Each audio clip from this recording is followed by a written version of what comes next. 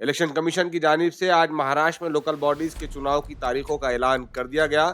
पहले फेज की वोटिंग का ऐलान किया गया, जिसमें 246 नगर परिषद और 42 नगर पंचायतों के चुनाव होंगे।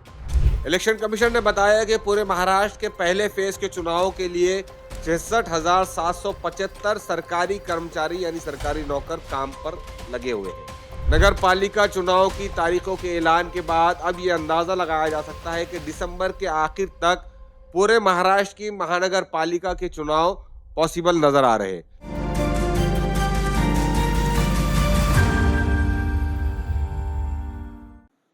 अस्सलाम वालेकुम, मैं हूँ शारिफ नक्शबंदी। आप देख रहे हैं हमारा नया न्यूज़ चैनल एशिया डिजिटल।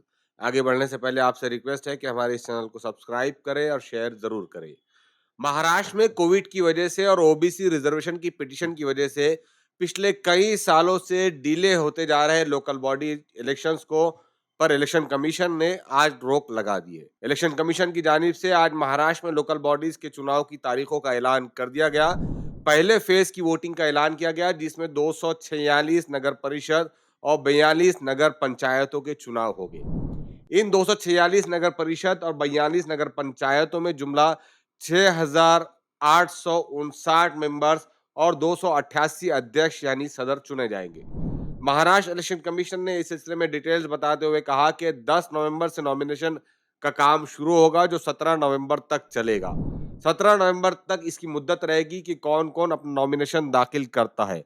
18 नवंबर को स्क्रूटनी होगी और 21 नवंबर तक उम्मीदवार को अपनी उम्मीदवारी फॉर्म वापस लेने का वक्त दिया गया है। इस तरह 2 दिसंबर को चुनाव होंगे और 3 दिसंबर को नतीजे सामने आएंगे। इलेक्शन कमीशन ने बताया कि पूरे महाराष्ट्र के पहले फेज के चुनाव के लिए 66,775 सरकारी कर्मचारी यानी सरकारी नौकर काम पर लगे हुए हैं।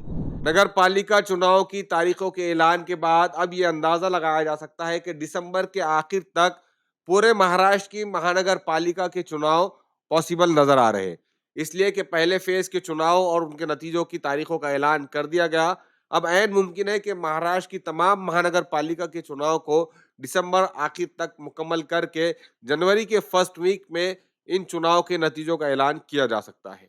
तो ये था महाराष्ट्र में लोकल बॉडीज चुनाव से मुतालिक एक अहम अपडेट जो हमने आप तक पहुंचाने की कोशिश की है। आपसे एक मरतबा फिर रिक्वेस्ट है कि हमारे चैनल को सब्सक्राइब करें, शेयर करें और अपना कमेंट जरूर लिखें। शुक्रिया।